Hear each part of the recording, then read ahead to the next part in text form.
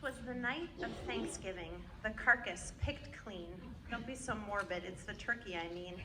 We lingered a while in a post-prandial haze, till my mother said, I'll see you back here in just a few days. And then I remembered that we'd made a plan to make lefse together, just like my gran. We stockpile our lefse for the Christmas season, and we make it ourselves, like all good Norwegians. If you don't know lefse, I'll tell you the secret. It's potatoes and flour, and really that is it. It's a tradition we hold in esteem most high, like wearing your bunad on 17 Mai. But the night that we'd set for our traditional cook, I hadn't checked in my partner's date book, and when I discovered Scandinavia Day was the first night of Hanukkah, sweet baby Jesus, and also oy vey.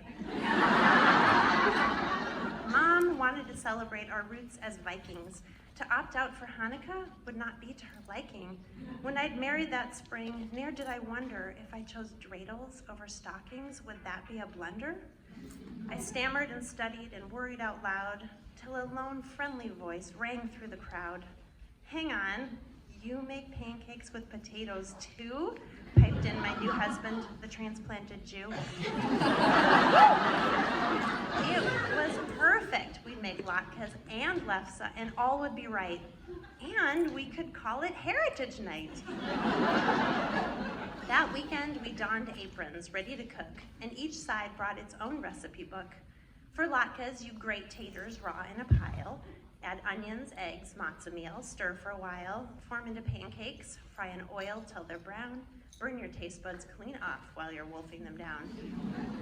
For lefse, you mash potatoes with flour and knead as you go, then use a long pin to roll out the dough.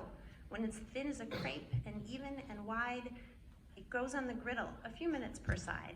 It turns out like a dusty Nordic tortilla. But add enough butter and sugar, now you've got the idea.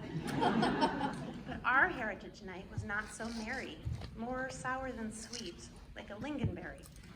No one was acting like their very best self. Thank God there wasn't one of those damn shelf elves. And there was only one sack of potatoes to split. We'd need scores of peeled spuds to make this night legit. Why didn't Mom buy more? No one seemed to know. Maybe some kind of shortage in Idaho. Oh. We divvied up tubers, scarce as they were. Then things went from bad to worse and worser. Sadly, our new Universalist petition had somehow turned into a fierce competition. I rolled that lefse so smooth and so thin, but my brother-in-law, he wanted to win. He kept rolling and rolling like a baking hero till it all fell apart. Latkes 1, lefse 0. Then of the latkes, my mom said, that's too much oil. You've never even had them. My blood started to boil. In wandered Dad. Got anything for me? And we all felt guilty, because he's gluten-free. Our heritage foods were an unsafe repast. We should have invited him to Yom Kippur fast. Sorry, Dad, but these things all have wheat. I'd give you an extra potato, but Mom was too cheap.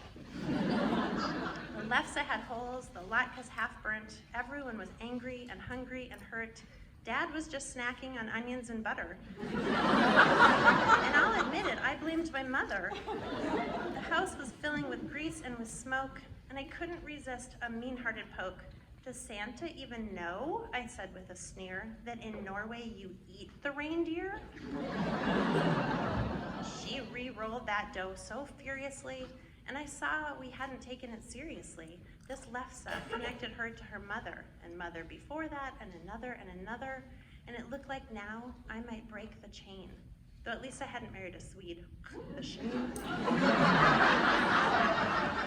Then Mom stormed out and returned with some wine. She said, I'll eat one of yours if you eat one of mine. She nibbled a latke sprinkled with salt. I buttered shredded lefse, which was not my fault. She said, I'll light a candle in that silver menorah if you'll eat some lutefisk, my dear daughter Laura. And as gross as I find that particular dish, I'd get back at her at Passover with gefilte fish. We taught my family the prayers and all sang along, Baruch atah Adonai Eloheinu and Melech Ha'olam. And what happened then? Well, in Whoville, they'd say that the Grinch's heart grew 3 sizes that day. You're wondering if I mean hers or mine? Well, I'm on stage. She's down in row 9.